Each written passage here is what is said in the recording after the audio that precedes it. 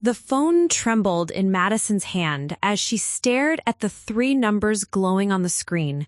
911. Behind her, she could hear her sister-in-law, Elena's desperate whispers. "Please, Madison, don't. You'll destroy everything. Think about the kids." But the image burned in her mind wouldn't fade.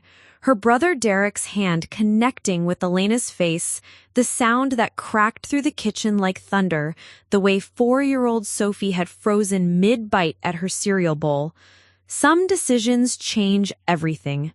Some silence costs too much. Before we jump back in, tell us where you're tuning in from, and if this story touches you, make sure you're subscribed, because tomorrow I've saved something extra special for you. Madison Torres had always been the responsible one. At 26, she was the youngest of 3 siblings, but somehow had become the family's unofficial mediator, the one everyone called when life got complicated. Her apartment in downtown Portland reflected this role, organized, welcoming, with a pull-out couch that had hosted countless family members during rough patches. She worked as a social media coordinator for a nonprofit that helped small businesses recover from natural disasters, a job that perfectly suited her desire to fix things that were broken. Her colleagues often joked that Madison could solve world peace if she just had the right spreadsheet and enough coffee. What they didn't know was that she'd grown up in a house where keeping peace meant staying quiet, where family loyalty was measured by your ability to pretend everything was fine. The Torres family had immigrated from El Salvador when Madison was just 3 years old. Her parents, Roberto and Carmen, had built a successful landscaping business through sheer determination and 18-hour workdays. They'd achieved the American dream on their own terms, but that success came with expectations. Appearances mattered, family reputation was everything, and problems were handled internally, never aired to outsiders. Madison's older brother, Derek, had inherited their father's work ethic, but also his temper. At 32, Derek managed 3 landscaping crews and had recently bought a beautiful colonial house in the suburbs of Beaverton. He'd married Elena Hoffman 5 years ago, a gentle kindergarten teacher with strawberry blonde hair and a laugh that could light up any room. They had 2 children, Sophie, 4, who had Derek's dark eyes and Elena's curiosity about everything, and baby Marcus, just 18 months old, who was learning to walk and getting into everything. On the surface, Derek and Elena's marriage looked picture perfect. They hosted family barbecues in their manicured backyard, sent professional Christmas cards with coordinated outfits, and Elena's Instagram was filled with smiling family photos. But Madison had begun to notice things, the way Elena's laughter sometimes seemed forced, how she'd grown quieter over the past year, the increasing frequency of Derek's bad days at work. The warning signs had been subtle at first. During Sunday dinners at their parents' house, Madison would catch Elena wincing when Derek grabbed her arm a little too tightly. She'd seen Elena making excuses for bruises, a fall down the stairs, a collision with the kitchen cabinet, clumsiness that seemed inconsistent with the graceful woman Madison had known for years. But Madison had told herself she was being paranoid. Derek could be intense, sure, and he'd inherited their father's old-school ideas about being the head of household, but he wasn't violent. He coached Sophie's Little League team, built elaborate blanket forts, and still brought Elena flowers every Friday, the same white roses he'd given her on their first date. The family dynamics had shifted after their father Roberto's heart attack 6 months ago. Though he'd recovered well, the medical scare had left Derek feeling the weight of being the eldest son, the one who would eventually take over the family business. The pressure seemed to amplify everything: his work stress, his need to control situations, his short fuse when things didn't go according to plan. Carmen, their mother, had always been the family's emotional center, but she'd grown increasingly focused on maintaining harmony at all costs. Families go through rough patches, she'd say, whenever Madison expressed concern. Marriage takes work. Elena knew what she was getting into. It was the same attitude that had kept Carmen quiet during her own marriage's difficult early years, when Roberto's drinking had made him unpredictable and harsh. Madison's other brother, Luis, had moved to Seattle 3 years ago for his tech job and only visited for holidays. At 29, he'd successfully distanced himself from family drama, though Madison suspected he saw more than he admitted during his brief visits. Luis had always been the quiet observer, the one who could read a room instantly but rarely intervened. Elena had no family support system nearby. Her parents lived in Ohio and had never fully warmed to Derek, though they'd never said why. Her college friends had gradually drifted away after marriage and children shifted everyone's priorities. Madison had become Elena's closest confidant, which made the growing distance between them even more troubling. The isolation wasn't accidental. Derek had gradually discouraged Elena's friendships, suggesting her book club friends were judgmental or that her teaching colleagues were a bad influence. He'd convinced her to quit the community theater group where she'd found so much joy, arguing that her time would be better spent with family. Each suggestion seemed reasonable on its own, but together they'd created a web that left Elena increasingly dependent on Derek's approval for social connection.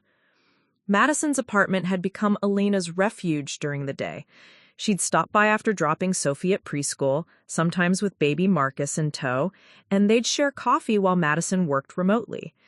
These visits had become more frequent lately, and Elena seemed to relax in ways that Madison rarely saw elsewhere. She'd kick off her shoes, let Marcus crawl freely around the baby-proofed living room, and for a few hours, she'd seem like the Elena Madison remembered from before marriage and motherhood had changed her. But even during these comfortable moments, Madison noticed Elena's phone anxiety. She'd jump when it buzzed, quickly reading Derek's texts and responding immediately. "He worries when he can't reach me," Elena would explain, but Madison saw something closer to fear in her sister-in-law's eyes. The neighborhood where Elena and Derek lived was filled with young families, tree-lined streets, and the kind of suburban perfection that made problems invisible. The houses were far enough apart that neighbors minded their own business, and the community culture emphasized privacy and non-interference. It was the kind of place where domestic disputes could remain hidden behind manicured lawns and cheerful Halloween decorations. Madison had grown up believing that family problems stayed within the family. Her parents had weathered their own storms privately, and she'd learned early that loyalty meant protecting the family's reputation above all else. But her work with the nonprofit had exposed her to different perspectives. She'd seen how silence could enable harm, how family business could become a shield for abuse. The internal conflict was tearing at Madison daily. Her professional training told her to trust her instincts, but her family conditioning insisted she was overreacting. She'd started researching domestic violence resources online, telling herself it was just general knowledge, but bookmarking websites about helping friends in abusive relationships. Elena had never directly asked for help, never used words like abuse or violence. Instead, she'd make comments that seemed designed to test Madison's reaction. "Derek has such high standards for everything," or "sometimes I feel like I can't do anything right." These conversations always happened when Derek wasn't around, and Elena would quickly change the subject if anyone else entered the room. The tension had been building for months, creating an atmosphere of unspoken worry that hung over every family gathering. Madison found herself watching Derek more carefully, noticing his controlling comments disguised as jokes, the way he monitored Elena's conversations, how his mood could shift the entire energy of a room. As autumn settled over Portland and the first rains began, Madison couldn't shake the feeling that something was about to break. The careful balance Elena had maintained, the family's collective pretense that everything was fine, the increasing frequency of Derek's angry outbursts about work stress, it all felt unsustainable. She had no idea that within days she'd be forced to choose between family loyalty and doing what was right, between keeping peace and protecting the people she loved most. Preparing and narrating this story took us a lot of time, so if you are enjoying it, subscribe to our channel. It means a lot to us. Now, back to the story. The morning of November 15th started like any other Tuesday. Madison was responding to emails at her kitchen table when her phone buzzed with a text from Elena. "Can I come over? Sophie's at school and Marcus is napping in his car seat." The message came with a photo of the sleeping toddler, his chubby cheeks pressed against the car seat padding, completely peaceful. 20 minutes later, Elena stood at Madison's door looking frazzled in a way that went beyond typical mom exhaustion. Her usually neat ponytail was askew, and she wore an oversized hoodie that seemed designed to hide rather than keep warm. Marcus stirred slightly as Elena transferred his car seat to Madison's living room, but remained asleep. "Coffee?" Madison offered, already reaching for the French press. "Please." Elena sank onto the couch, pulling her sleeves down over her hands in a gesture Madison had started noticing more frequently. Derek had another rough night. The Henderson project is behind schedule, and you know how he gets when work stress builds up. Madison poured 2 mugs of coffee, adding the vanilla creamer Elena preferred. What happened? Elena's fingers wrapped around the warm mug like she was trying to absorb its heat. He came home around 9, already upset about the crew calling in sick. Then Sophie spilled juice on the carpet, you know how 4-year-olds are, and he just... She paused, staring into her coffee. He raised his voice more than usual. Sophie started crying, which made Marcus fussy, and everything just escalated. "Did he hurt you?" The question slipped out before Madison could stop herself. Elena's head snapped up, eyes wide with something between surprise and panic. "What? No! Madison, why would you ask that? Derek would never... He's just under a lot of pressure right now. Dad's business depends on that Henderson contract, and Derek feels responsible for everyone's jobs." But Madison noticed Elena hadn't actually answered the question. Instead, she'd deflected to Derek's stress and the family business, the same pattern that had emerged in recent conversations. Elena had become expert at explaining Derek's behavior without addressing its impact on her or the children. "I'm worried about you," Madison said gently. "You seem different lately, more on edge." Elena stood abruptly, walking to the window that overlooked the small courtyard behind Madison's building. "I'm just tired. You know how it is with 2 kids? Some days I feel like I can barely keep up with everything Derek needs. I mean, everything the family needs." The slip was telling. Elena had started to say everything Derek needs before correcting herself. Madison filed this away with the growing concerns she'd been mentally cataloging. Marcus woke then, letting out the indignant cry of a toddler disturbed from sleep. Elena immediately moved to comfort him, lifting him from the car seat with practiced efficiency. "Shh, baby boy, Mom is here." As Elena bounced Marcus gently, Madison noticed something that made her stomach clench. When Elena reached up to smooth Marcus's hair, her sleeve rode up, revealing a bruise on her forearm. Not the faded yellow of an old injury, but the deep purple blue of something recent. "Elena." Madison's voice was quiet but firm. "What happened to your arm?" Elena looked down, quickly pulling her sleeve back into place. "Oh, that?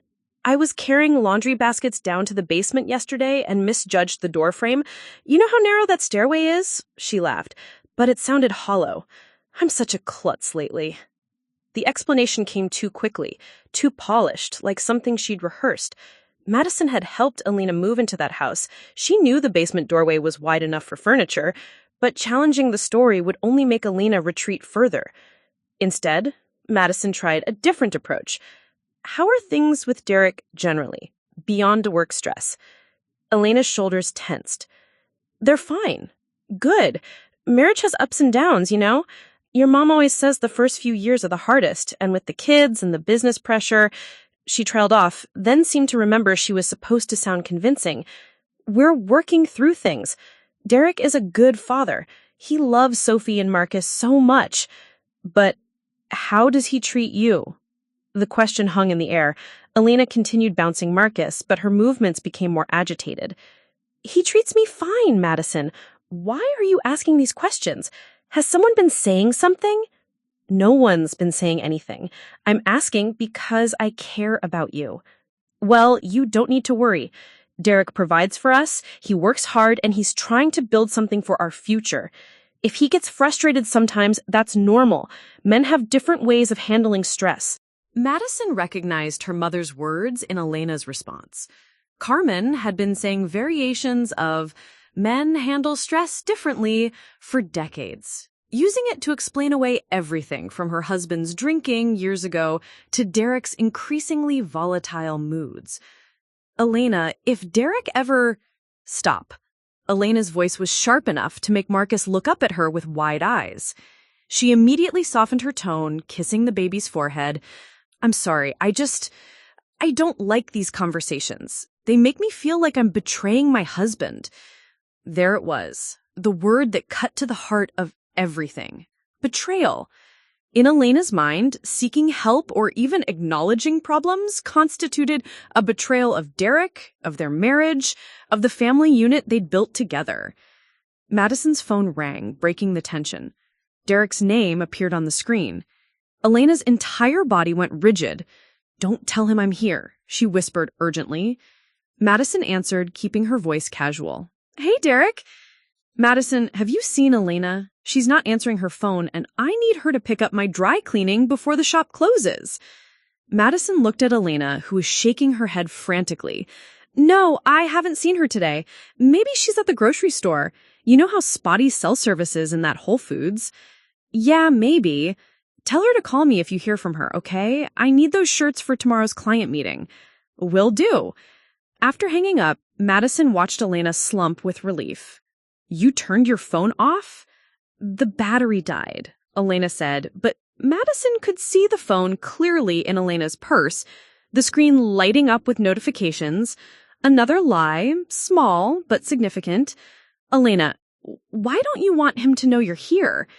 It's not that I don't want him to know, it's just he worries when he can't reach me. He likes to know where I am, especially with the kids. It's sweet, really. But Elena was already gathering Marcus's things, clearly preparing to leave. The phone call had shattered whatever fragile piece she'd found in Madison's apartment. You don't have to go. We were having a nice morning.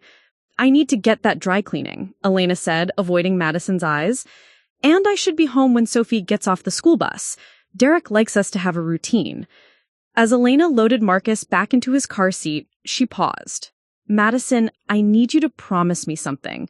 What? Promise me you won't say anything to your parents about our conversation today.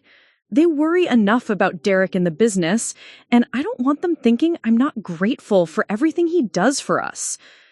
The request felt like a test. Elena was asking Madison to become complicit in the silence, to join the conspiracy of keeping family problems hidden.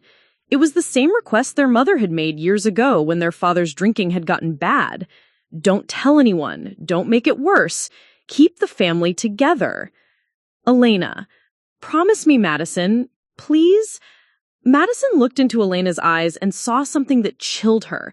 Genuine fear. Not just worry or stress, but the kind of fear that came from experience, from knowing what happened when secrets got out. I promise I won't say anything to Mom and Dad, Madison said carefully, leaving herself room to maneuver if necessary. Elena smiled for the first time that morning, a real smile that reminded Madison of the woman Derek had brought home 5 years ago. Thank you. I knew I could count on you. After Elena left, Madison sat in her quiet apartment, staring at the coffee mug Elena had left behind. There was a lipstick stain on the rim, a soft pink shade that Elena had always loved, but that Madison realized she hadn't seen her wearing lately. Had Derek started controlling what she wore too?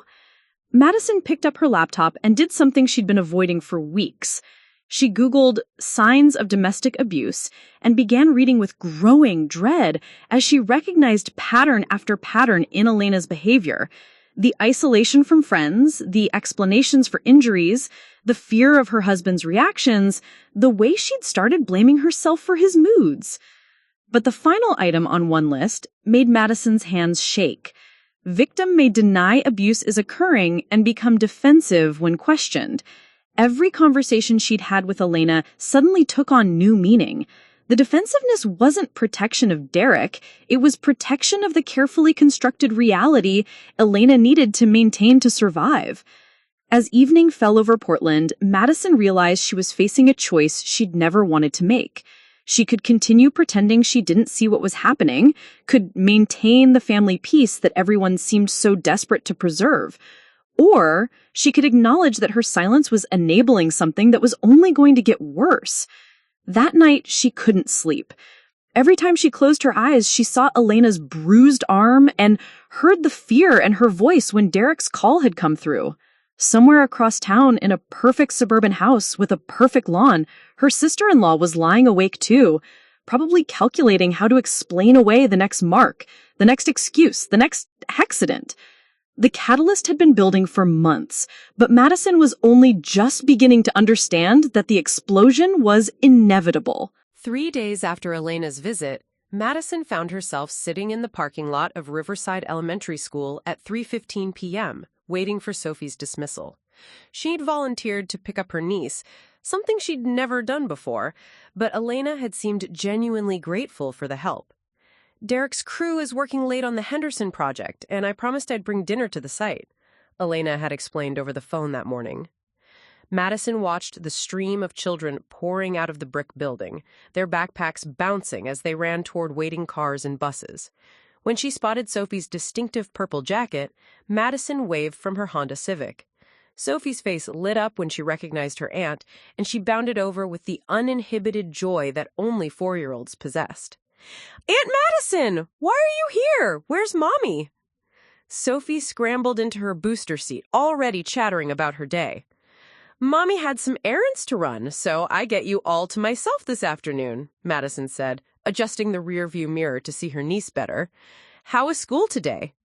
"We learned about family trees. I drew our whole family, but Mrs. Peterson said I should add more people. Can you draw me bigger next time? I made you really small by accident." Madison's heart squeezed. "You can draw me however you want, sweetheart. Tell me about everyone you put on your tree."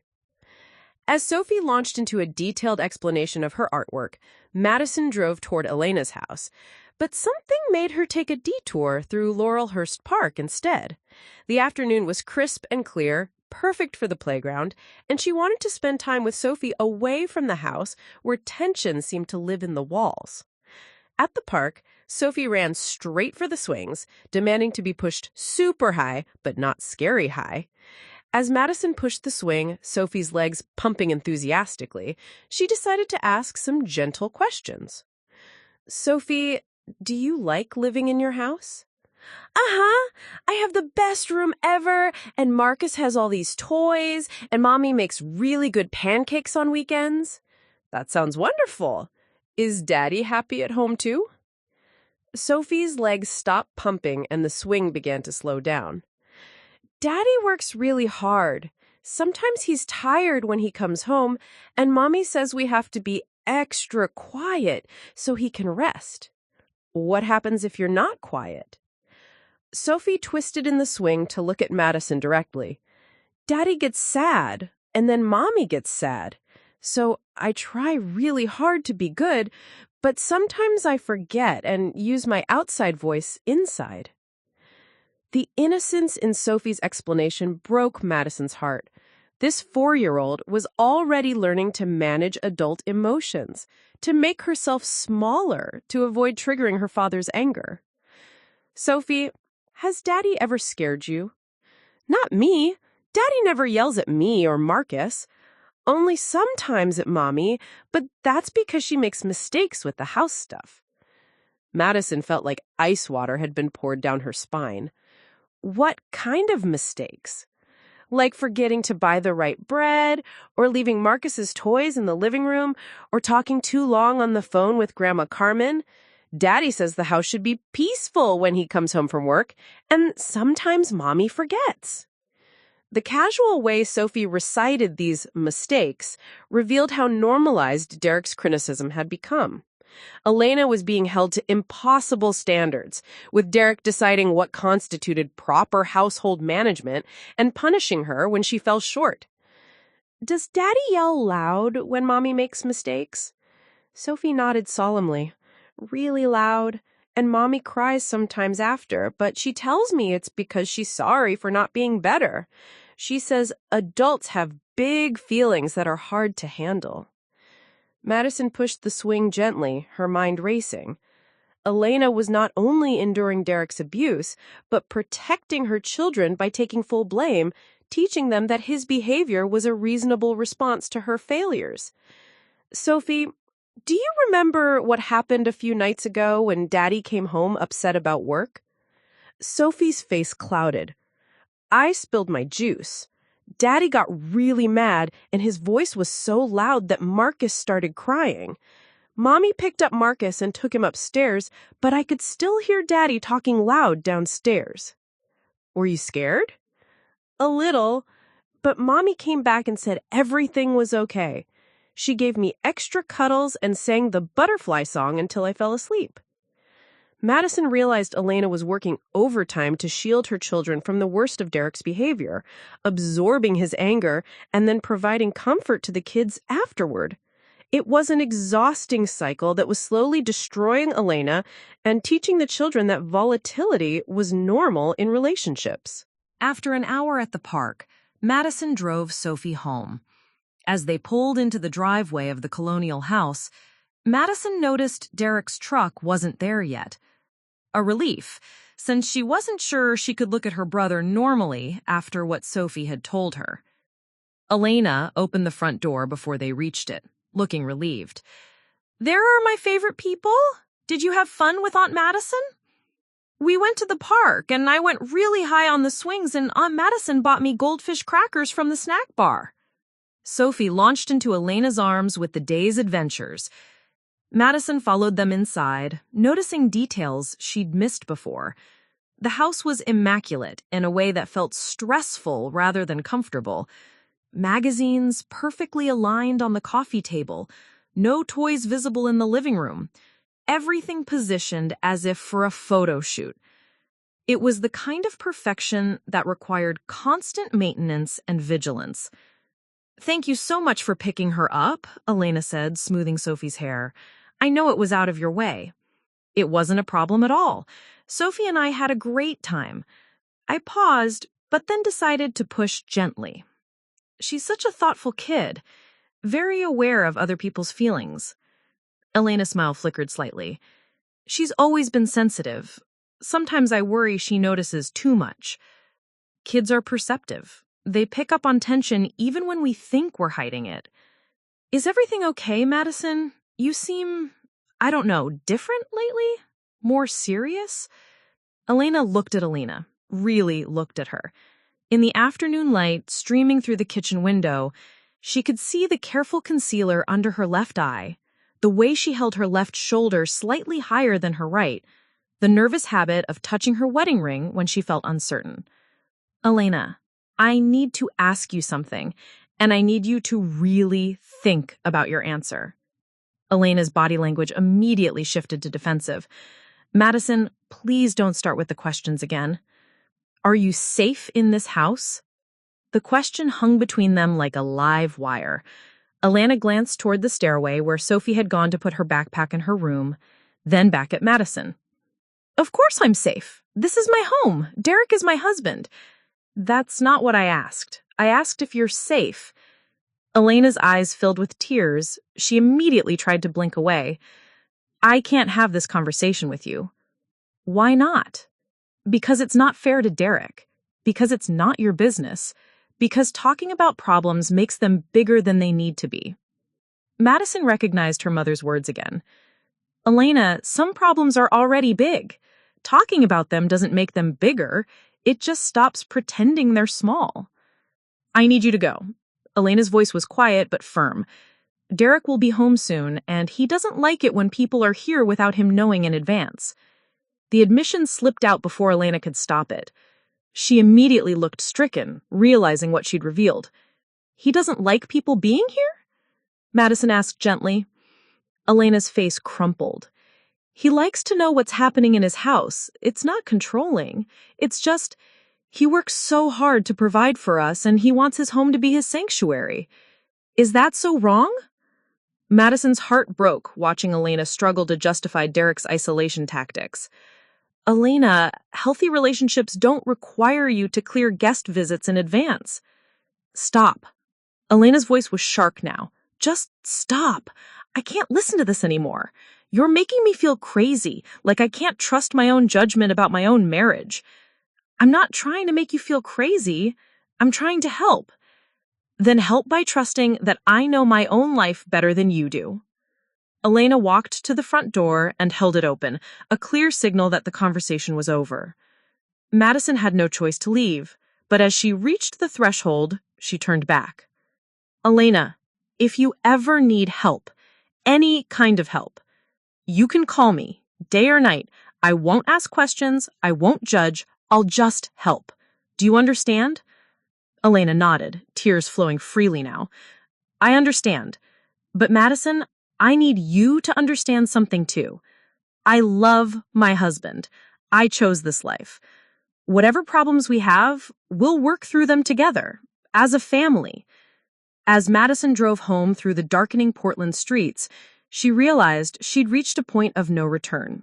She couldn't unknow what she now knew about Derek's treatment of Elena and its impact on the children. She couldn't unsee the fear in Elena's eyes or unhear the casual way Sophie had described the household's eggshell atmosphere. That evening, Madison made a decision that would change everything. She opened her laptop and began researching domestic violence resources. Not for general knowledge this time, but for specific action. She bookmarked the National Domestic Violence Hotline, found local Portland organizations, and read about safety planning and intervention strategies. For the first time in her life, Madison was preparing to go against everything her family had taught her about loyalty, privacy, and keeping problems internal. She was committing to prioritizing Elena and the children's safety over family harmony, even knowing it might destroy her relationship with Derek and potentially her parents. She printed out information about domestic violence warning signs and resources, folded the papers carefully, and put them in her purse. Tomorrow she would find a way to get them to Elena, whether Elena wanted them or not. Madison Torres, the family peacekeeper, was about to declare war on the silence that was slowly killing her sister-in-law. She just had to figure out how to fight a battle where the person she was trying to save didn't want to be rescued. Madison's first attempt to help Elena came disguised as a girl's day out. She'd spent 2 sleepless nights crafting the perfect approach, casual enough not to trigger Derek's suspicion, but long enough to have a real conversation. On Saturday morning, she texted Elena, "Want to take the kids to the Children's Museum? My treat. Derek can have a peaceful morning to catch up on work." The response came back quickly. "That sounds wonderful. Derek mentioned wanting to organize his office today. What time?" By 10 a.m., Madison was loading Sophie and Marcus into her car, while Elena gathered diaper bags and snacks with military precision. Derek had appeared briefly to kiss Elena goodbye, and Madison noticed how he held the kiss just a beat too long, making eye contact with Madison over Elena's shoulder, a territorial marking that made her skin crawl. "You girls have fun," Derek had said, but his tone carried an undertone Madison couldn't quite identify. "Elena, remember we're having dinner at my parents' tonight, so don't stay out too late. You know how Mom gets when we're not punctual." The Portland Children's Museum was buzzing with weekend families, providing perfect cover for a serious conversation. While Sophie and Marcus explored the water play area, Madison and Elena sat on nearby benches, ostensibly supervising but really watching each other. "This was such a good idea," Elena said, pulling wet wipes from her bag as Marcus splashed enthusiastically. "I can't remember the last time we did something fun like this." Madison had come prepared with the domestic violence resources printed and hidden in her purse, but seeing Elena's genuine happiness made her hesitate. Elena looked younger here, away from the house and Derek's watchful presence. Her shoulders weren't hunched defensively, and she was actually laughing at Marcus's antics. "Elena, do you ever think about what you want your life to look like in 5 years?" Elena glanced at her sharply. "What do you mean?" "I mean, what are your dreams? Beyond being a mom and wife, what do you want for yourself?" Elena was quiet for a long moment, watching Sophie help another child reach a water valve. I used to want to go back to teaching, maybe get my master's degree in early childhood education. I loved working with kids before Marcus was born. What's stopping you? Derek thinks it's better for the children if I'm home full-time. And honestly, the idea of managing school schedules and homework and household responsibilities feels overwhelming. Derek handles all the financial decisions, so I don't really know if we could afford childcare and tuition.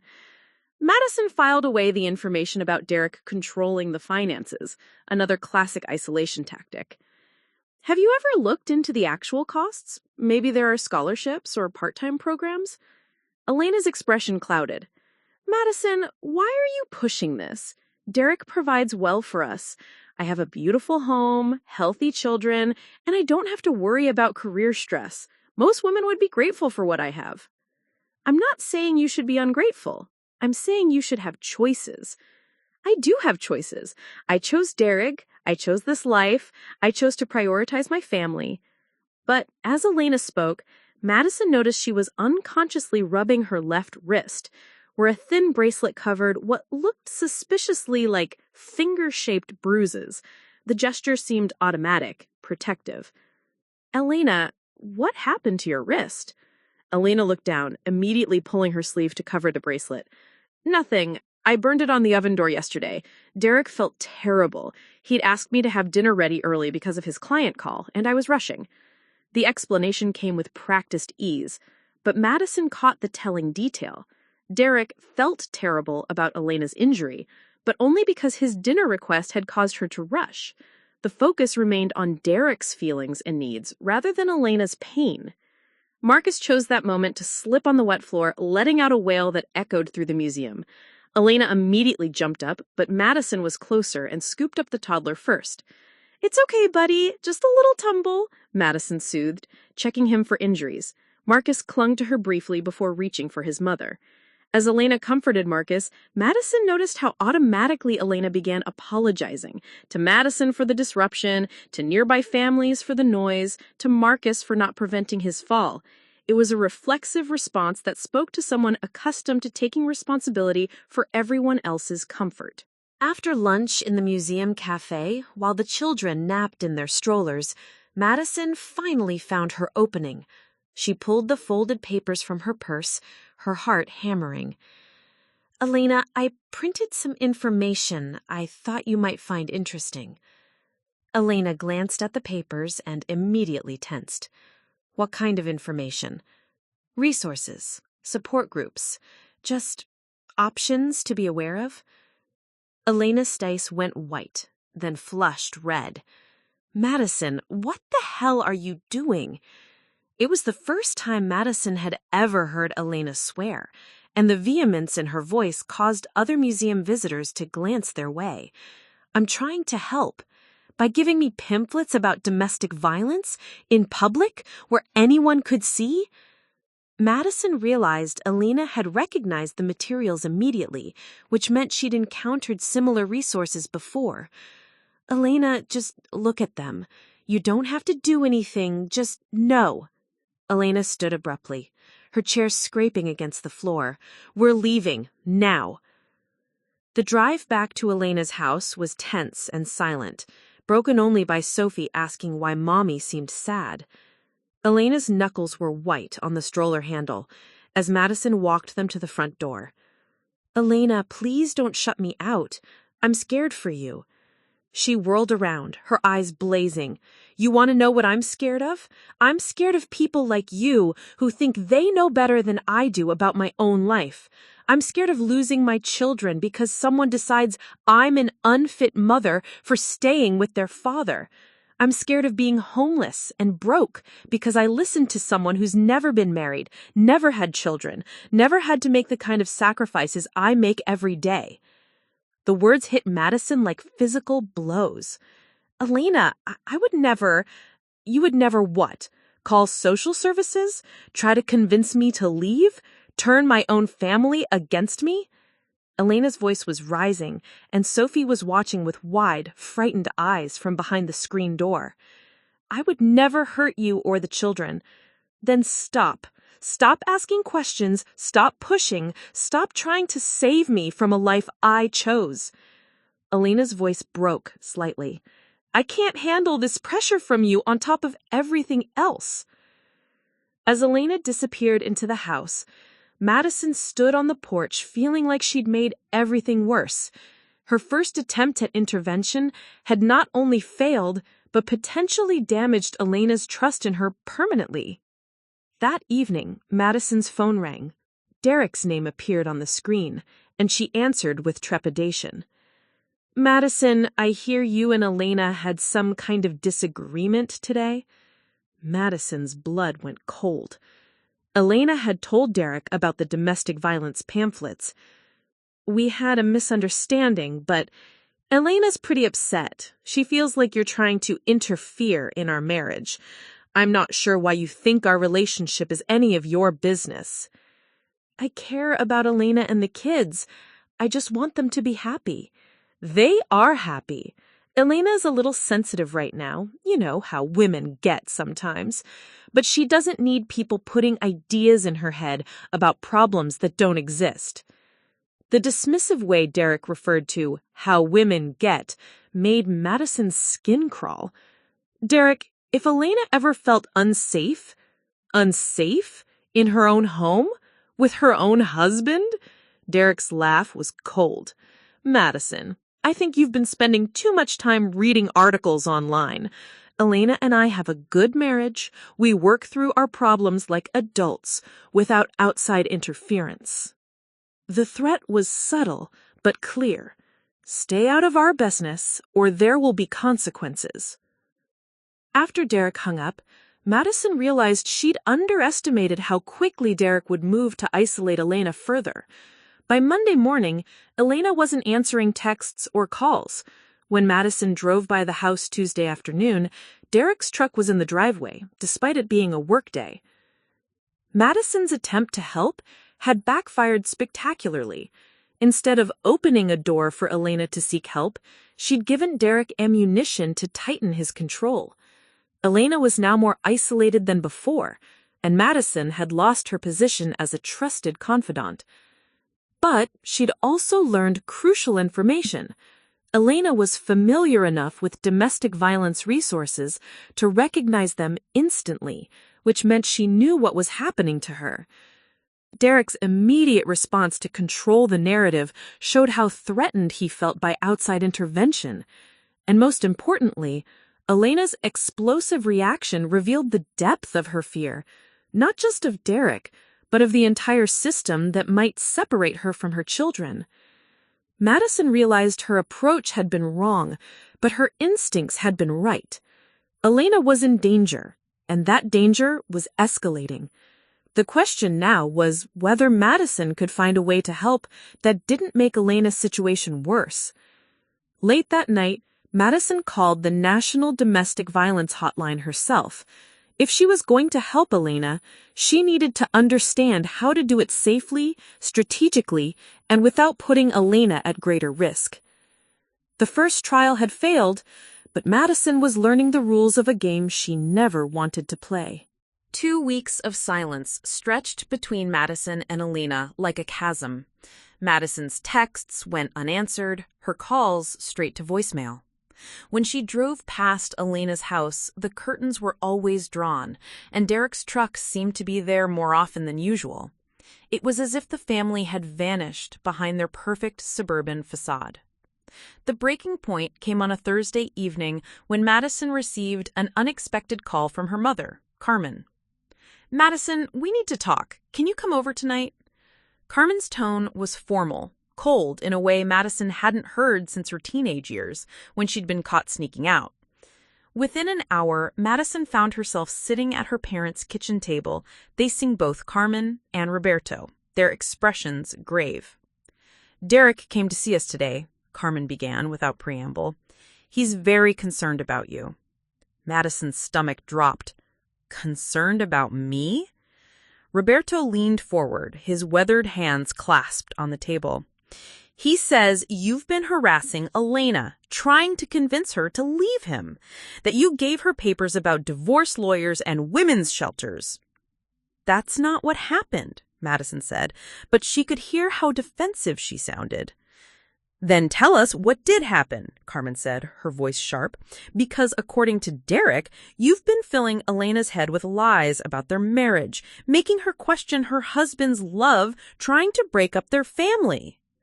Madison realized Derek had twisted the story completely, painting himself as the concerned husband, protecting his fragile wife from Madison's manipulation. Mom, Elena is in an abusive relationship. I was trying to help her. The words landed like a bomb in the quiet kitchen. Roberto's face darkened, and Carmen's mouth fell open. Abusive? Carmen's voice was barely a whisper. Madison, how can you say such a thing about your own brother? Because it's true. I've seen the bruises, the way she flinches around him, how scared she gets when he calls. Derek is hurting her, and you need to know. Stop! Roberto's voice was like thunder. I will not sit in my own home and listen to you destroy your brother's reputation with vicious lies. They're not lies. Elena is being abused, and Derek has isolated her from everyone who might help her. He controls her money, her friends, where she goes. You sound insane, Carmen interrupted, her face pale with shock. Derek is a good husband, a good father. He works 16-hour days to provide for his family. Elena has a beautiful home, beautiful children, everything a woman could want. Madison felt like she was drowning in their denial. Mom, having nice things doesn't mean someone isn't being abused. Derek may provide financially, but he's destroying Elena emotionally and physically. Roberto stood up abruptly, his chair scraping against the floor. Enough. I will not listen to any more of this poison. Derek is my son, and I know the man I raised. He would never hurt his wife. The man you raised also watched you drink yourself into rages for years. Maybe your definition of never hurt is different from mine. The silence that followed was deafening. Carmen gasped as if Madison had struck her, and Roberto's face went white with fury. How dare you? Roberto whispered. How dare you bring up my past mistakes to justify your attack on Derek? I'm sorry, Dad. I didn't mean... Get out, Roberto said quietly. Get out of my house. Roberto, please, Carmen said, but he held up his hand. She's made her choice, Carmen. She's chosen to believe the worst about her own family instead of supporting them. She's choosing to be an outsider.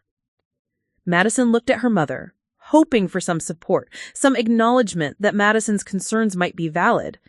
But Carmen's eyes were filled with tears and disappointment. Why couldn't you just leave it alone, mija? Why did you have to create problems where none existed? Elena and Derek were happy before you started putting these ideas in Elena's head. I didn't create anything. I'm trying to protect Elena and those children. From what? From a husband who loves them? From a father who works himself to exhaustion to give them a good life? You sound insane, Carmen shook her head. You've let your imagination run wild, and now you're tearing this family apart. As Madison drove home through the dark Portland streets, she felt completely alone for the first time in her life. Her family had closed ranks against her, choosing to protect Derek's reputation over Elena's safety. They'd rewritten the narrative to make Madison the villain, the troublemaker who couldn't accept her brother's happiness. But the real blow came the next morning when Madison's phone rang with an unknown number. Madison? It's Elena. Madison's heart leaped with hope. Elena, thank God. Are you okay? I've been so worried. I need you to stop. Elena's voice was flat, emotionless. I need you to stop calling, stop driving by my house, stop asking people about me. Elena, your parents called me last night. Derek told them the truth, that you've been harassing me, trying to convince me to leave my husband based on your own fantasies about our marriage. Madison felt like the ground was shifting beneath her feet. Elena, this isn't you talking. This is Derek making you say these things. No, Madison, this is me finally finding the courage to tell you to back off. You've made my life hell with your constant questions and suspicions. Derek has been nothing but patient with your interference, but I can't take it anymore. The words were Elena's, but the phrasing sounded like Derek's coaching. Madison could picture him standing nearby, listening to every word. "Elena, are you safe right now? Can you talk freely?" "I'm perfectly safe in my own home with my loving husband, and I can talk freely because I have nothing to hide, unlike some people who seem determined to invent drama." Madison tried a different approach. "What about Sophie? What about what she told me at the park about Daddy's loud voice?" There was a pause, and when Elena spoke again, her voice was sharper. "Sophie is 4 years old with an active imagination. If you're going to start using my daughter's childish chatter as evidence for your conspiracy theories, then I really can't trust you around my children." The threat was clear. Stay away or lose access to Sophie and Marcus entirely. "Elena, please, I know you're scared, but there are people who can help. The only thing I'm scared of is losing my family because of your meddling. Madison, I'm asking you one last time, leave us alone. Don't call me, don't text me, don't come to my house. If you really care about me and my children, you'll respect my wishes and stay out of our lives." The line went dead, leaving Madison staring at her phone in shock. Within hours, the consequences of her family's decision became clear. Lewis called from Seattle, his voice carefully neutral. "Madison, Mom told me what's been going on. I think maybe you should take a step back from this situation." "Lewis, you know Derek better than anyone. You've seen how he treats Elena." "I've seen a marriage that has its challenges, like every marriage. But Madison, accusing Derek of domestic violence? That's a serious allegation that could destroy his life if it gets out." "What about Elena's life? What about her safety?" "Elena seems fine to me. Tired, maybe, but that's normal with 2 young kids. I think you might be projecting some of your own issues onto their relationship." Even Lewis, the brother she'd always considered the most perceptive, had been turned against her. Madison realized Derek had orchestrated a complete family intervention, using her parents' authority and Lewis's distance to paint her as unstable and unreliable. That weekend, Madison learned the full extent of her isolation when she wasn't invited to Sophie's 5th birthday party. She saw the photos on Elena's Instagram, a perfect suburban celebration with grandparents, cousins, and family friends, everyone smiling around a princess-themed cake. The caption read, "So grateful for our amazing family and friends who fill our lives with love and support." Madison understood the message. Life goes on without troublemakers. But the most devastating blow came when she ran into Elena at the grocery store the following Tuesday. Elena was pushing a cart with Marcus in the seat, looking tired but well-dressed. When their eyes met across the produce section, Elena immediately turned her cart around and headed in the opposite direction. Madison followed, catching up in the cereal aisle. "Elena, please, just talk to me for 1 minute." Elena stopped, her shoulders sagging with exhaustion. When she turned around, Madison saw dark circles under her eyes that makeup couldn't quite hide, and something broken in her expression that hadn't been there before. "What do you want me to say, Madison? That you were right? That Derek hits me? That I'm trapped and scared and don't know how to get out?" Elena's voice was barely a whisper. "Even if that were true, and I'm not saying it is, what exactly do you think you can do about it? You've already turned my own family against me. You've made Derek suspicious of every conversation I have. You've made everything worse." The admission hung between them like a live wire. Elena had essentially confirmed everything while denying it, revealing the impossible position Madison's intervention had created. "Elena, I can help you. There are safe ways to—" "There are no safe ways," Elena's voice cracked. "Don't you understand? There's no scenario where I win. If I leave, I lose my children because Derek will convince everyone I'm unstable. If I stay and admit there's a problem, Derek will know I talked and everything will get worse. And if I do nothing, people like you will keep pushing until something terrible happens." Madison realized she was witnessing Elena's complete despair, the moment when hope died. Her attempts to help had not only failed, but had convinced Elena that rescue was impossible. As Elena walked away, pushing her cart with mechanical precision, Madison understood she'd lost more than Elena's trust. She'd lost Elena herself, and potentially the children too. The major obstacle wasn't Derek's control or her family's denial.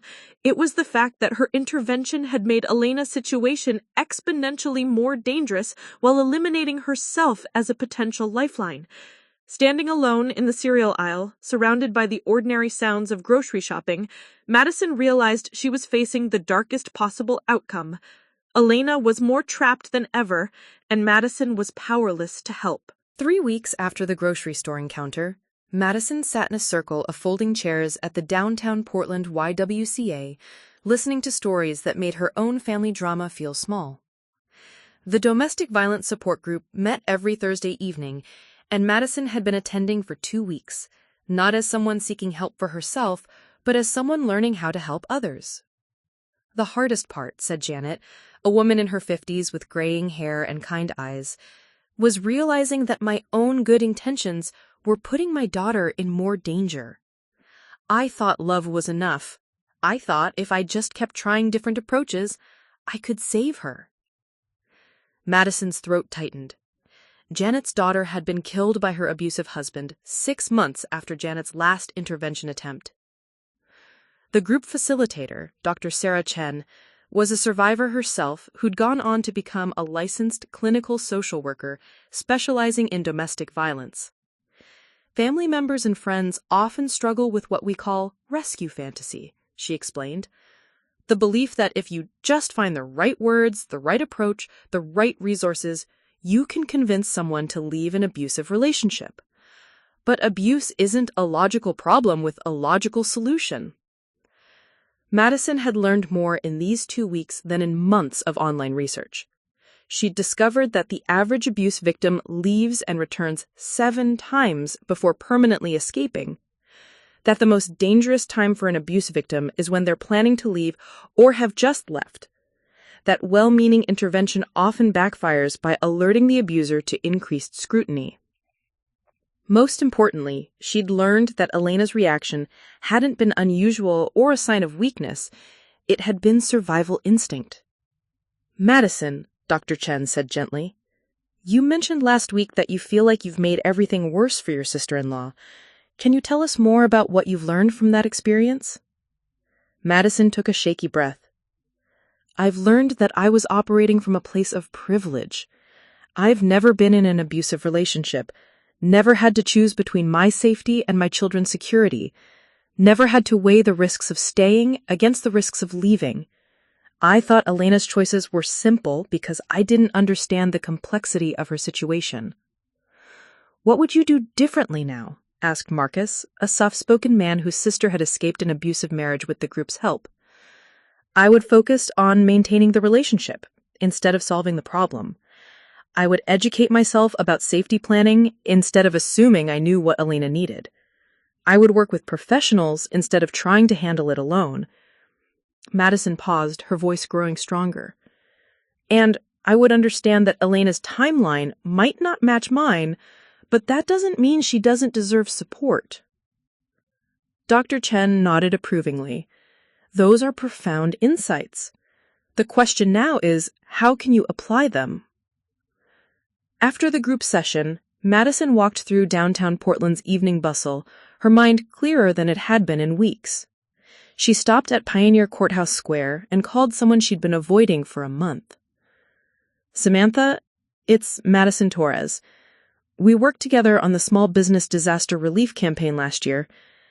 Yes, I know it's been a while. I need some professional advice about a situation involving domestic violence, and I remembered you mentioned your background in social work."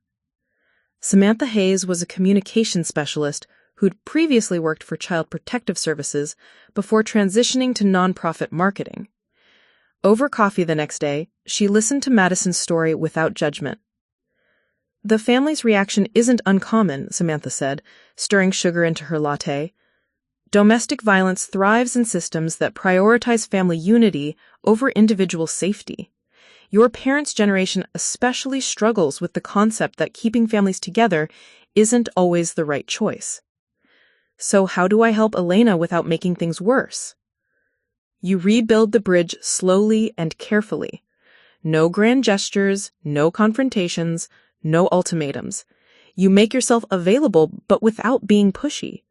You document what you observe without taking action, and you prepare for the long game. Samantha explained the concept of planting seeds, providing information and support in subtle ways that wouldn't trigger the abuser's defensive responses. The goal isn't to convince Elena to leave Derek tomorrow. The goal is to ensure that when she's ready to seek help, she knows where to find it. Madison spent the following week developing a new strategy. Instead of direct confrontation, she would focus on rebuilding trust and maintaining connection. She started with small, non-threatening gestures. She sent Elena a text about a children's clothing sale at Target, the kind of practical information she'd shared before their relationship deteriorated. To her surprise, Elena responded with a simple, "Thanks for thinking of me." The next week, Madison dropped off a batch of Sophie's favorite chocolate chip cookies at Elena's house when Derek's truck wasn't in the driveway. She left them on the porch with a note, "Thought Sophie might like these. No need to respond. Just wanted you to know I'm thinking of your family." Elena texted that evening, "Sophie was so excited about the cookies. Thank you." Madison began a careful campaign of normalizing their relationship. She sent birthday cards to the children without mentioning Derek. She shared funny memes about parenting that Elena used to enjoy. She liked Elena's Instagram posts without commenting, maintaining a visible but non-intrusive presence. The breakthrough came in December when Elena texted Madison at 11 p.m. "Sophie has been asking about you. She wants to know why Aunt Madison doesn't come to family dinners anymore." Madison stared at the message for 20 minutes before responding, "I miss her too, and I miss you." The response came quickly. "I've missed you too. Things have been complicated." "I know. I'm sorry for making them more complicated. Can we talk? Not about anything heavy. Just talk, like we used to?" Madison's heart raced. "Of course. When works for you?" "Derek's taking the kids to see his college friend in Seattle this weekend. I was going to use the time to deep clean the house, but maybe could you come over Saturday afternoon? Just for coffee?" Madison almost cried with relief. "I would love that." Saturday afternoon, Madison knocked on Elena's door with trembling hands. Elena answered looking exhausted but genuinely pleased to see her. The house was immaculate as always, but Elena seemed more relaxed without Derek and the children's presence. They talked for 3 hours about everything except Derek. Elena shared her frustration with potty training Marcus, her pride in Sophie's reading progress, her worries about her aging parents in Ohio. Madison talked about work, her dating disasters, her new hobby of learning pottery. It was only when Madison was preparing to leave that Elena said quietly, "I'm sorry about what happened with your parents. Derek told me what you said to them." Madison chose her words carefully. "I handled that badly. I let my emotions override my judgment, and I said things that hurt people I love. I'm working on being more thoughtful about how I express my concerns." Elena nodded slowly. "Family is complicated. Sometimes people we love make choices we don't understand. Sometimes they do, but that doesn't mean we stop loving them." As Madison drove home, she realized the conversation had been a masterclass in indirect communication. Elena had acknowledged the family rift without taking sides. She'd expressed understanding for Madison's position without agreeing with it. And most importantly, she'd opened the door for future conversations. Madison's phone buzzed with a text from Elena. "Thank you for coming over. It felt good to just be normal for a while. Thank you for trusting me with your Saturday afternoon. I hope we can do it again soon." "I'd like that." That night, Madison called Dr. Chen to update her on the progress. "You've learned something crucial," Dr. Chen said. "Elena needs normal human connection as much as she needs escape resources. By rebuilding your relationship without agenda, you're providing something Derek can't control or eliminate: genuine friendship. But what if she never decides to leave? What if I'm just enabling her to stay in a dangerous situation by making it more bearable?" "That's not your choice to make," Dr. Chen said gently. "Your job isn't to rescue Elena. Your job is to love her consistently and be available when she's ready for help. Some people need to know there's a soft place to land before they're willing to jump." Madison's transformation was complete, but not dramatic. She'd moved from reactive rescuer to strategic supporter, from emotional amateur to educated advocate. She'd learned that helping someone in an abusive relationship was less like performing surgery and more like tending a garden, requiring patience, consistent care, and faith in growth that might not be immediately visible. Most importantly, she'd learned that sometimes the most powerful thing you could do for someone was simply refuse to give up on them even when they'd given up on themselves. The relationship with Elena was fragile, built on careful conversations and unspoken understanding. But it was real again, and Madison now understood that real relationships, not grand gestures or ultimatums, were the foundation of effective help. Elena was still trapped. Derek was still dangerous. And the family was still divided. But Madison had planted seeds that could grow into something life-saving when the time was right. And for now, that had to be enough. 3 months of careful relationship rebuilding had created a new normal between Madison and Elena. They texted regularly about mundane things: Sophie's school projects, Marcus's latest words, grocery store sales. Elena had even started sending photos again, though Madison noticed they were always of the children alone, never including Derek or showing Elena herself. The call came on a rainy Tuesday evening in March. Madison was reviewing grant applications when her phone buzzed with Elena's number. "Madison?" Elena's voice was barely a whisper, thick with tears. "I need help." Madison's heart stopped. In all their months of rebuilding, Elena had never directly asked for help. "Where are you? Are you safe right now?" "I'm in the bathroom with the door locked. Derek took the kids to his parents' house for dinner, but he's coming back soon." Elena's words came in rushed, panicked bursts. "Madison, I can't do this anymore. Something happened today, and I realized Sophie is starting to act like me." "What do you mean?" "She apologized to Derek for breathing too loud while he was watching TV.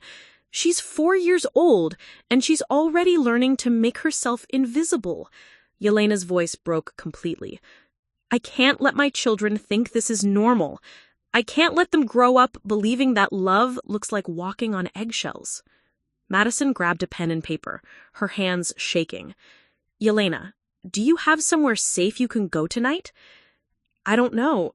Derek controls all our bank accounts. I don't even know how much money we have.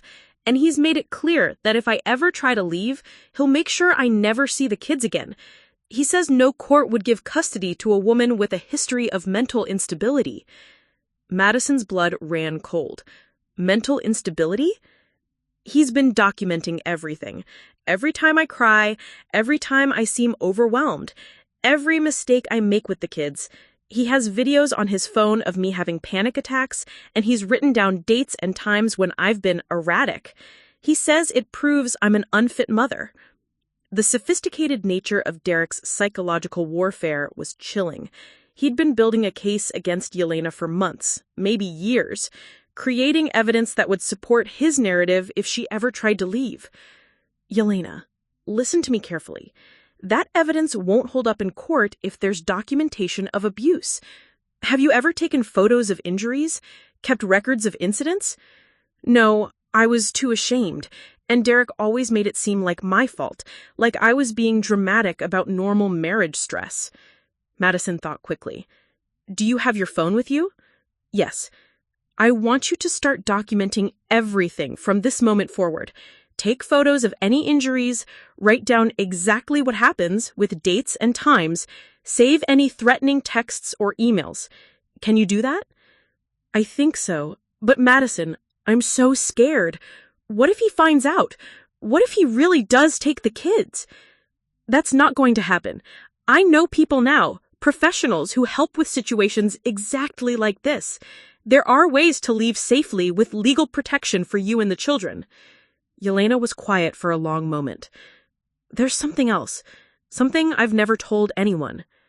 Madison waited, holding her breath. "Derek has guns. He got them after Sophie was born, said it was for home protection. But sometimes when he's really angry, he talks about what he'd do if anyone ever tried to take his family away from him. He says he'd rather see us all dead than let someone else raise his children. The threat was every domestic violence professional's worst nightmare, a possessive abuser with access to weapons who viewed his family as property rather than people. Elena, this changes everything. This is extremely dangerous, and we need to involve professionals immediately. I can't call the police. Derek's cousin works for the Beaverton Police Department. Derek always talks about how cops understand that family disputes get blown out of proportion, how they know the difference between real domestic violence and women who just can't handle marriage. Madison realized Derek had been strategically undermining Elena's faith in the very systems designed to protect her. Elena, there are specialized units that handle domestic violence cases. They know how to deal with situations involving weapons and threats, and there are ways to get help that don't involve local police. I'm just so tired of being afraid all the time. I'm tired of watching my children learn to be afraid too. Madison could hear Derek's truck in the background, the sound of the garage door opening. He's home, Elena whispered urgently. I have to go. Elena, wait. Do you have somewhere you could take the kids tomorrow? Somewhere Derek wouldn't look for you? My friend Jessica from teaching. She moved to Vancouver, Washington last year. Derek doesn't know about her new address. Call her tonight if you can do it safely. Tell her you might need a place to stay for a few days. Don't give details over the phone. Okay. And Elena, I'm going to give you a number to memorize. It's the National Domestic Violence Hotline. They're available 24/7. And they can help you make a safety plan. Madison rattled off the number twice, making Elena repeat it back. Madison, what if I'm making a mistake? What if I'm overreacting? Elena, Derek threatened to kill you and the children rather than lose control of you. You're not overreacting. You're finally reacting appropriately to an extremely dangerous situation. The next morning, Madison called in sick to work and spent the day coordinating with domestic violence professionals. Dr. Chen connected her with Patricia Williams, a lawyer who specialized in domestic violence cases and emergency protective orders. Patricia explained the legal options available and the importance of timing. If Elena decides to leave, it needs to be coordinated carefully, Patricia explained. With the weapons and custody threats, this is a high-risk situation. But there are protocols for exactly this scenario. Madison also contacted the Portland Women's Crisis Line and learned about safe houses and emergency relocation programs. She created a detailed resource list, phone numbers, addresses, legal procedures, financial assistance programs, everything Elena would need if she decided to take action. At 2 p.m., Madison's phone rang. Elena's voice was different, stronger, more determined. I'd called Jessica. She said I can come anytime and she'll help with whatever I need. I also called that hotline number you gave me. They walked me through something called a safety plan. What did you decide? I'm leaving Friday morning. Derek has a job site inspection in Salem that day. He'll be gone from 8 a.m. until late afternoon. I'm going to pack what I can, pick up the kids from school early, and drive to Jessica's. Madison's relief was overwhelming. What can I do to help? I need someone who knows my situation called to check on me. Would you be willing to do that? Of course. Elena, I'm so proud of you for making this choice. I'm terrified, but I'm more terrified of what happens to Sophie and Marcus if I don't. Friday morning, Madison sat by her phone in a state of controlled panic. At 11 a.m., Elena texted, "Loading car now." At 11:30, "Kids picked up. Sophie thinks we're going on a surprise adventure." At 1:15, "Crossed state line. We're safe." At 3 p.m., Elena called from Jessica's house. "We made it. The kids are napping and Jessica's helping me call lawyers. Madison, I need you to know Derek is going to blame you for this. He's going to tell everyone you convinced me could destroy our family." "I know, and I'm ready for that." "Thank you for never giving up on me even when I gave up on myself." The aftermath was exactly as Elena predicted. Derek's rage was nuclear. He called Madison dozens of times, leaving increasingly unhinged voicemails accusing her of kidnapping his children and destroying his life. He showed up at her apartment building, pounding on her door until neighbors called security.